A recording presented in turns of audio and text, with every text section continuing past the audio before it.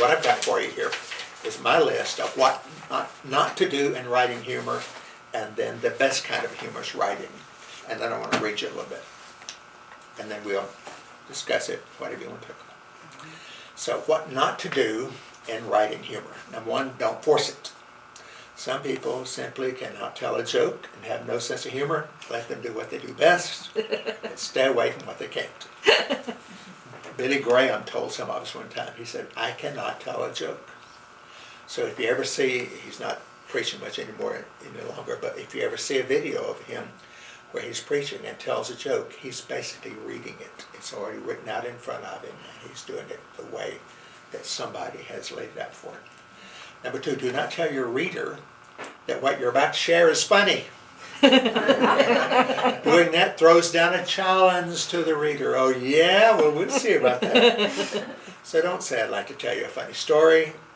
Or one of the funniest things I ever saw was, just get to the story. Number three, do not recycle ancient jokes that have been around since Adam was young. And the surest way to turn off a reader is with a stale joke, particularly if you say it happened to you. And with the internet, there's no reason not to check out a story. I was attending a meeting of our denomination one time, and I don't remember whether I heard about this or was there, because there have been so many of these meetings over the years. But in an earlier sermon, a guy told this rather bizarre story that happened to him, and before the day was over, another speaker told the same story and said happened to him. Oh my gosh. I've got a feeling both were lying. Number four, do not tell, this is it, do not tell someone else's story as having happened to you. This is called lying. You can, however, say this happened, if it happened to somebody you know, just say it happened to a fellow I know. You don't have to say it happened to Tom Jones, who runs the 7-Eleven down here. And here's one of my stories.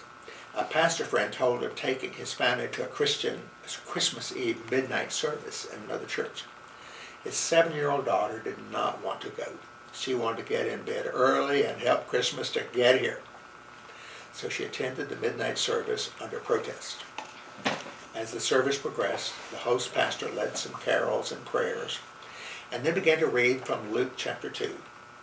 Now it came to pass in those days that a decree went out from Caesar Augustus that all the world should be taxed. The little girl turned to her parents and said in a voice that carried into the next block, I have heard this story. I love that story, and I've used it more than once during the recent Christmas season.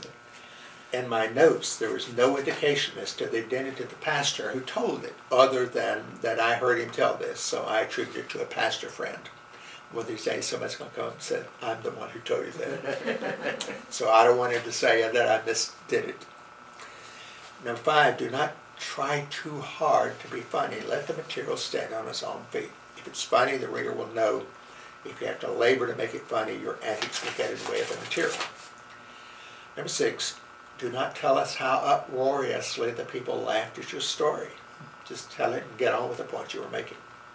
7, do not use inappropriate stories or jokes. My daughter, the dumb blonde. He actually had a speaker, and I believe he was in Marlene's church. Maybe our State Baptist Convention was meeting at First Baptist Covington, and might have been one of the New Orleans churches. But we had a speaker from another part of the state telling, and he was speaking a full 30-minute message there. And he shocked us by telling a dumb blonde story on his daughter. And it made her out to be an imbecile. And at the end he said, I'm just teasing, that didn't really happen. After all that. And I thought, man, did you ever think of running this by somebody to say, you think I ought to tell this? Anybody? Anybody. Your wife, anybody. The best kind of humor is humor that you tell on yourself, and that's the best point that I got from Irma Bombeck there. She called it self-depreciation humor. We might say self-deprecating. But you know yourself that if I get up there and tell a story on Tina here, and it makes Tina look bad, that does not go over too well. But if I tell one on me, like I told about the cartoonists from Pixar, the Disney studios, you know, and I was embarrassed. Okay, that one, that works. So the best stories are the ones you tell on yourself. And you gotta be really careful about telling on somebody else. When I asked what are your main peeves about written humor, people said scatological humor, sexual humor, ethnic, racial humor. You know, it really, you can do those things, but you really got to be careful about it, and there's a fine line. Number 8, do not get too wordy. Nothing improves a piece like editing it down. And I just put a little note right here for you. Remember, in telling a story verbally, you might want to repeat something. But in writing, the reader can go back and reread what he might have missed the first time. So written humor is more concise than spoken humor.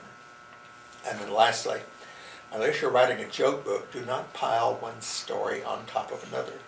Readers get tired of laughing, even though to do so is enjoyable. There's good reason that the editors of Reader's Digest spaces the stories out. So you can read the solid stuff and then come back and enjoy a few more funny stories.